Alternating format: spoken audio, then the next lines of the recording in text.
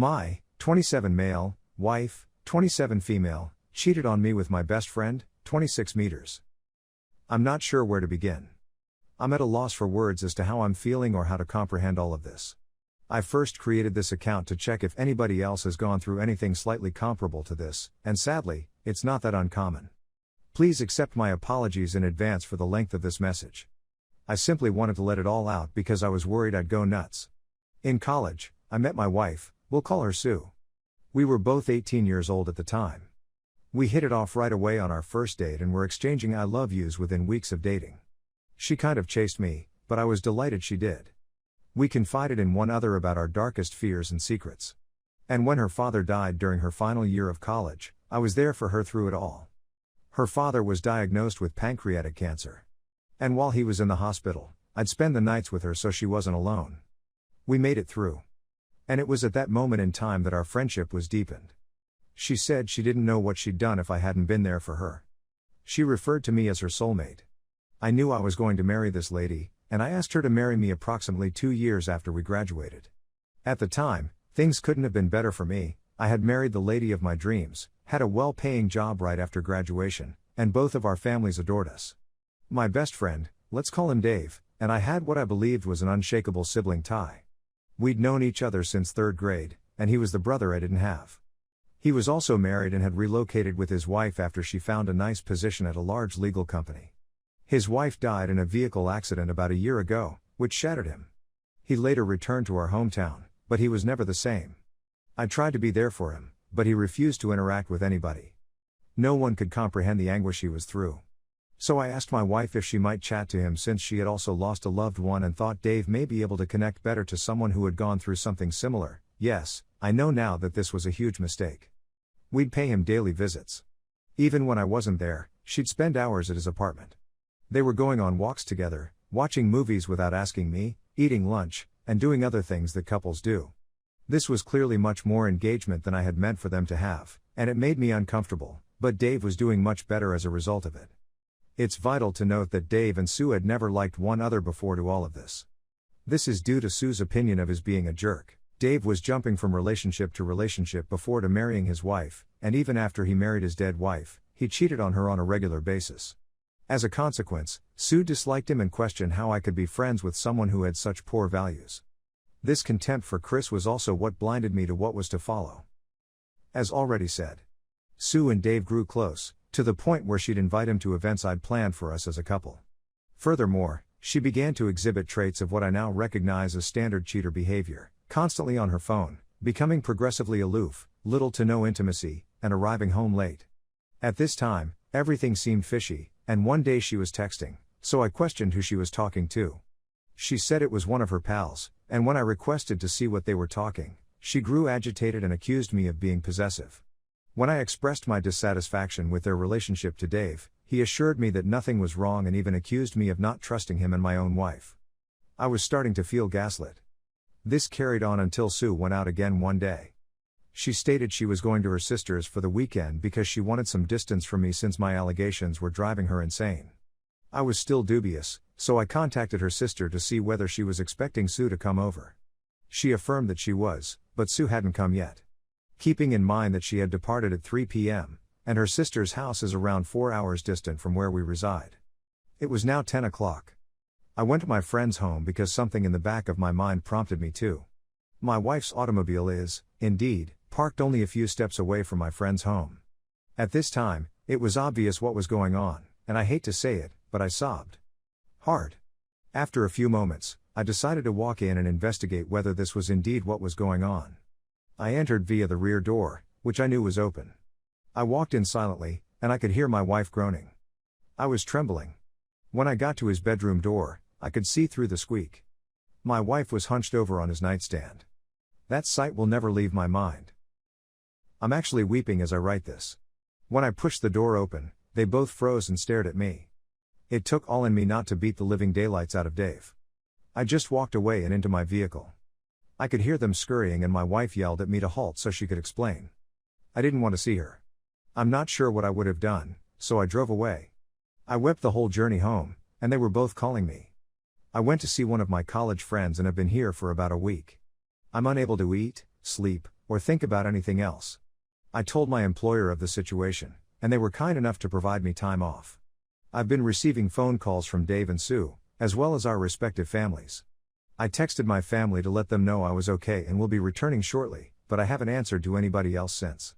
This is excruciating. That's terrible. I want to die. I want to leave this planet, but I'm too cowardly to do it myself. I'm trying to be strong, but my willpower is fraying. How could someone you cared about do something so selfless? I'm at a loss on what to do. How am I going to cope with this? Please assist me. Update 1, I'm not sure what to think of it. There are many more of these emails, but I wanted to share this one since it baffled me. I certainly do not know the person I married. What are your thoughts about it? As several of you, as well as family and friends, recommended, I called a lawyer and met with her yesterday.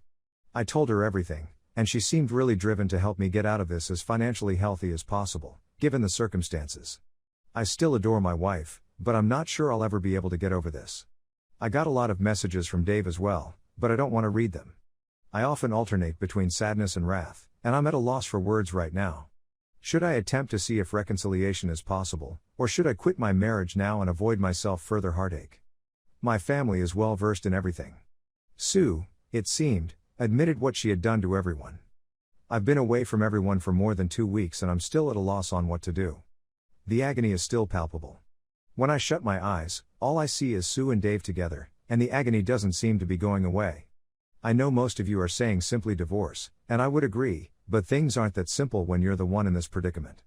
Given all of this fresh information, I'd welcome any help, especially from those who have been here before. How did you get beyond your betrayed husbands and waywards? Is it even conceivable? Proper now, I'm pretty positive I'll go with the divorce, but I just need reinforcement that I'm making the right choice. I looked over all of your comments and felt compelled to add this. She, as well as relatives and acquaintances, informed me that she had been living with her sister for the last several weeks. She mentioned in one of her letters that she had only talked to Dave once since I found out and went complete NC with him. Her mother sent me an apology for her daughter's actions. I didn't answer her phone calls. Sue, she added, is now undergoing individual counseling. In another email, she said that she would never leave me for Dave. She has emotions for him, but she is not in love with him. Huh? Dave is meant to leave shortly, but he is allegedly delaying his departure until he talks to me face to face. There's a lot more I haven't said, and I'm definitely leaving out certain specifics, but some of my family and friends think I should simply speak to her and move on. That's where I'm at the moment. Update 2, I took a break from Reddit and other social media to focus on my marriage and the next steps I wanted to take. I was receiving a lot of advice from the wonderful individuals on this site, as well as from family and friends. However, I wasn't sure what I really want. Since then, a lot has transpired, so this might be a novel. Please bear with me. When I looked back on the marriage, I realized it was mostly packed with joyful memories, which is why I was trying so hard to find a reason to remain. However, when I thought about her adultery, how she and Dave gaslighted me and made me doubt my sanity, all I felt was wrath. The more I looked, the more enraged I became. I'll never forget how upset Sue would become when I questioned her about where she'd been when she returned home late, or the disgusted look Dave gave me when I asked him, man to man, whether he and my wife were having an affair. The adultery was awful enough, but it was made worse by the fact that it was with my closest friend. But there's the gaslighting. Gaslighting. It's something I'll never get over. True, I was played like a fool, but it takes a particular sort of person to lie so readily and so brilliantly. I'm not sure how they were able to turn the switch so quickly. I recall her telling me how much she loved me and how hot she was as she was driving home thinking about me one night when she arrived home late, maybe 2 days before I found out. Because she wasn't wearing any panties, I'm fairly positive she'd returned from Dave's. She had with both of us at the same time. I F with her. I felt like a wimp in this circumstance. How could I have allowed them to all over me like that? I'm completely emasculated. The more I thought about it, the more I wanted to go to Dave's. But I couldn't do it. There is no justice for me in our legal system. They get to torture me and emotionally abuse me, but if I respond, I'm the one who gets locked up for who knows how long. I discussed this with my lawyer, who advised me not to do something dumb.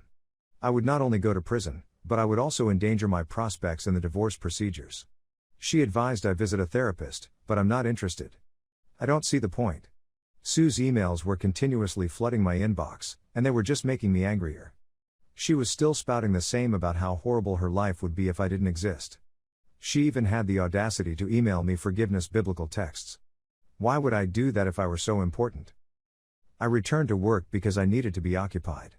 Distracting myself has definitely helped me deal, and I don't drink as much as I used to. I got a letter from Sue one day at work.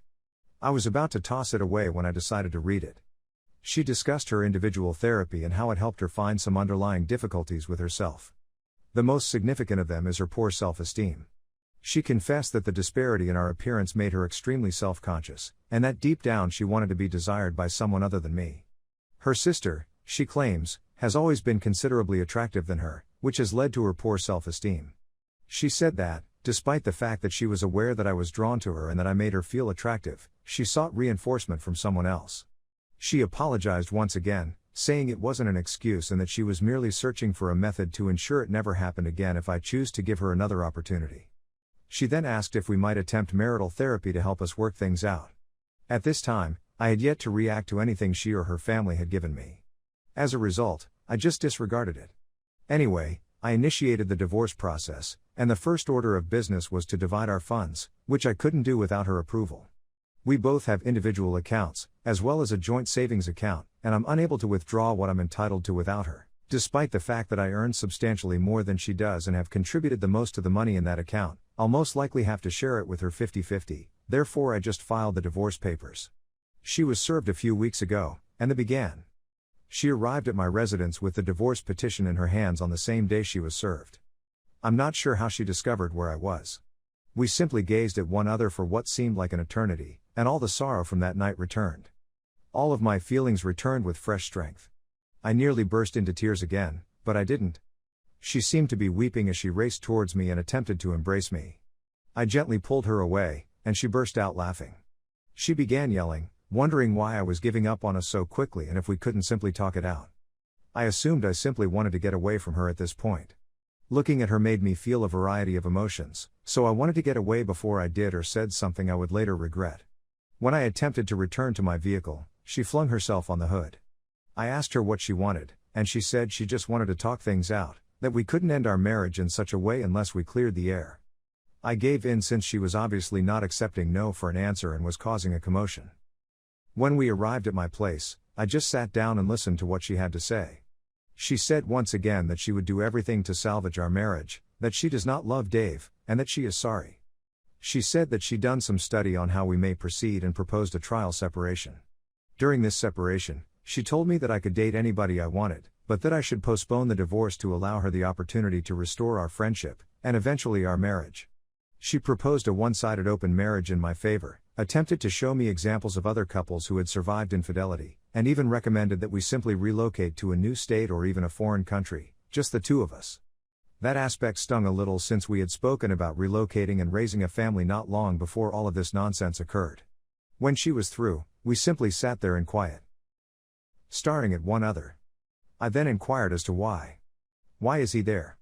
Why would she cheat on me with him and then return just after I caught her? When I posed these questions, she burst into tears. She said that she felt very bad even while doing the actions, but she didn't know how to stop. That she was so engrossed in the affair that he didn't consider the implications or what she would lose. She said that the therapy helped her understand that she would have cheated on me at some time, if not with Dave, then with someone else. This was allegedly due to the same underlying difficulties that she was not aware of. I asked her whether she loved Dave, and she assured me she didn't. They haven't communicated since I left, and she has no idea where he is now. That she just loved me and would go to any length to make up for what she had done to us. I asked her whether she had ever cheated on me before this, and she promised to her deceased father that this was the first and only time. I inquired as to whether anybody else was aware of her and Dave's relationship. She paused and stated just her sister, but that she only found out about it a few days before I did, and that she pleaded with her to quit it and come honest to me. Those of you who stated that the sister was aware were correct. I also inquired as to why she was begging. Why didn't she simply leave to be with Dave? I questioned her whether she was simply doing it because she thought it was the proper thing to do, rather than because she wanted to be with me. She responded that she was doing it because she loves me and realizes she has made some terrible decisions. We spoke for quite some time. There was a lot of sobbing on her end, but not on mine.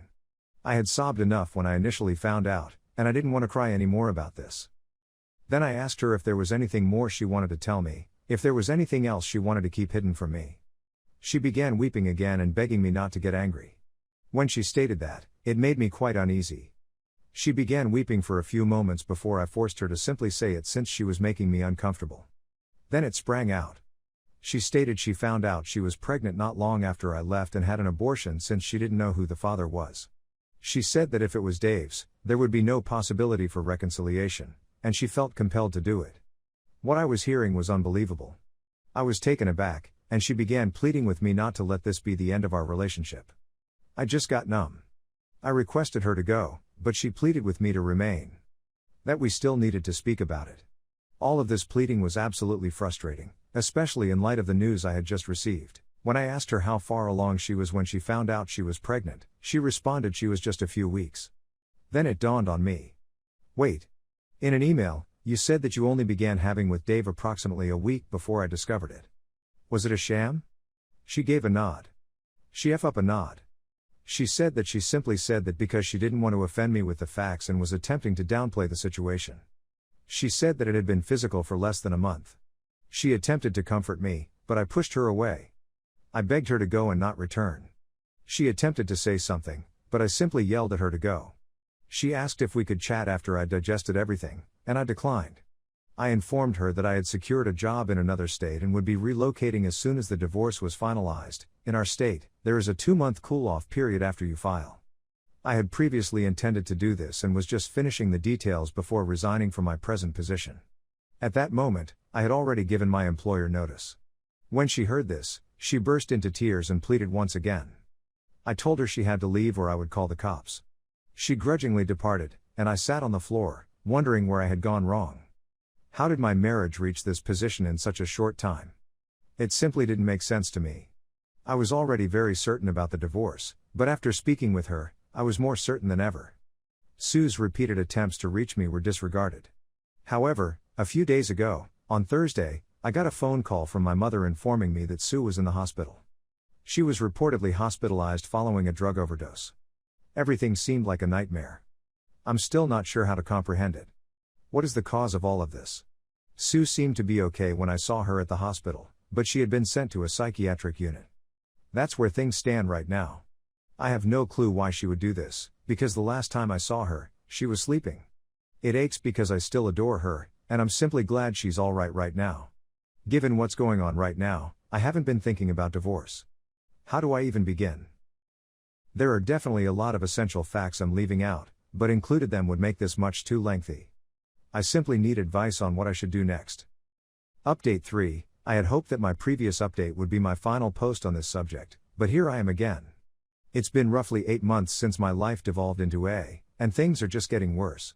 I won't go into depth, but I hope I can provide enough information to elicit some constructive input from you on here. You've been considerably more useful than you realize. Sue was in a severe mental condition the last time I blogged, but she recovered after some counseling. I was heartbroken for her, but I knew I couldn't remain. I know a lot of people have gotten through this type of situation, but I know how I feel. If I remained, I'd be doing more damage than good to myself and her. I'll never get over it, and I'm sure I'll be resentful for the rest of my life. We decided to split, but she insisted on keeping in touch, even if it was little. We split approximately a month ago after a rather straightforward divorce procedure. I relocated to the West Coast to start again, and things were finally looking up for me. But then I received another phone call from Sue's sister. Sue, to cut a long tale short, had a stroke.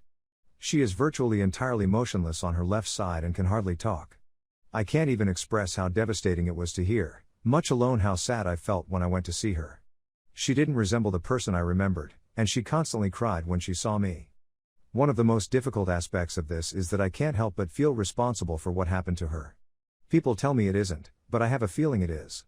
Even though her immediate family claims it isn't my fault, I detect some resentment from them whenever I communicate with them. When her aunt spotted me, she cursed me in front of everyone, and they all became quiet. They just instructed me to leave it alone and go about my business. Even though I wish I could simply go on, knowing how all of this garbage ended stings. I haven't spoken to Sue since she had the stroke, and her family won't allow me visit her because, supposedly, I stress her out. I don't even know the complete story since I don't have the legal right to know. I simply can't seem to get anything right. I suppose